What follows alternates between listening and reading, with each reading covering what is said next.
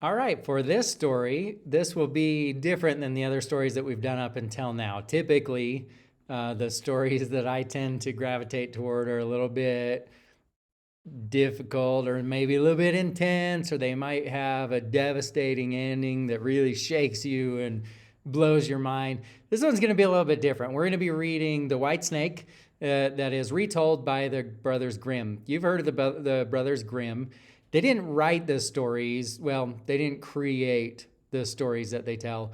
They just heard stories that have been passed down from generation to generation, and then they actually put them onto paper and wrote the stories to preserve them. So you know a lot of the stories from the Brothers Grimm. They didn't create them. They just put them on paper of the stories that have been retold.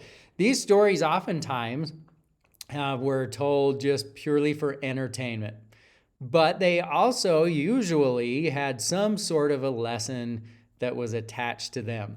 And this story is no different. So this is a story of a white snake. In the beginning of the story, you'll see that a servant eats a white snake.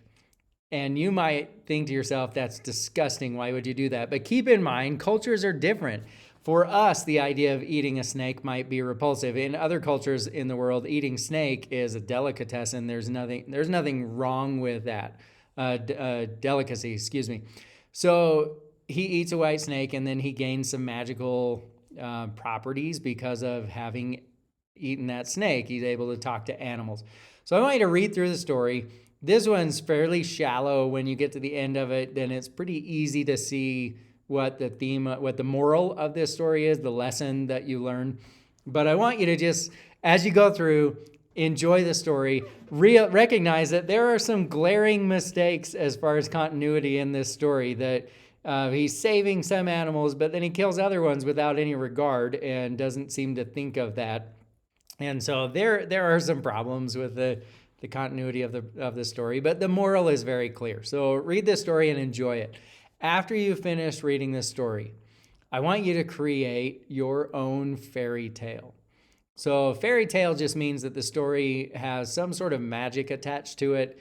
And usually a fairy tale ends up affecting the people in the story in some major way because of the experience and the magic that they were associated with or exposed to. So you're going to create a fairy tale. I would think first of what moral you want to teach. What's the lesson that you hope to achieve with your fairy tale? And then once you've come up with the lesson that you want to teach, come up with some story that has some magical creatures or magical properties, and come up with a short, doesn't need to be very long and drawn out, a short fairy tale to achieve that lesson. And then once you've come up with your fairy tale, I want you to create a comic that walks us through that story. So you're just going to draw. You could do this digitally online. If you want to do slides, you could do that. If you want to do it by hand, you can do that. It's up to you. Create a comic strip that will walk us through your fairy tale.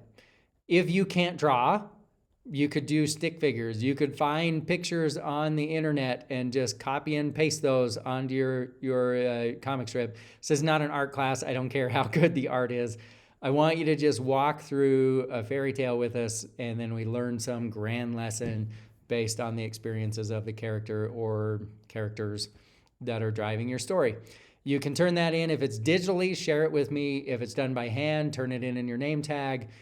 This one might take you 2 or 3 days of class time to get through. You'll be able to read the story in one day easily, half a class period. But the comic strip's going to take some time. So think through your lesson, create a story, and then get to work on your comic strip. As always, you are welcome to work together with other people on this one, but every time you add a person, the workload goes up by that amount. So just keep that in mind. Have fun with this. Enjoy getting a little bit silly with your comic strip, and teach us a magical lesson. Have fun.